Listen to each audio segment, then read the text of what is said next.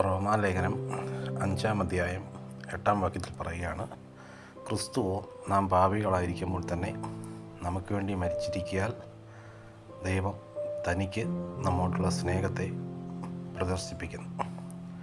അപ്പോൾ നമുക്ക് ഒരാളോട് സ്നേഹമുണ്ടെങ്കിൽ അത് ഉള്ളിൽ വെച്ചുകൊണ്ട് നടന്ന് അറിയത്തില്ല. അത് നമ്മൾ പ്രദർശിപ്പിക്കണം. നമ്മുടെ മക്കളോട്, നമ്മുടെ ഭാര്യയോട്, മാതാപിതാക്കളോട്, നമ്മുടെ സഭയോട്, നമ്മുടെ പ്രിയപ്പെട്ടവരോടൊക്കെ സ്നേഹമുണ്ടെങ്കിൽ അത് നമ്മൾ പ്രദർശിപ്പിച്ചെങ്കിൽ മാത്രമേ അത് തിരിച്ചറിയാൻ കഴിയത്തുള്ളൂ.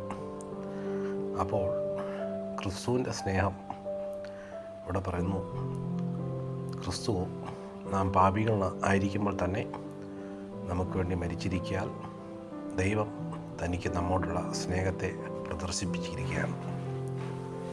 അപ്പോൾ പാപികളാണുമ്പോൾ മറ്റുള്ളവർ നമ്മളെ തള്ളിക്കളയും.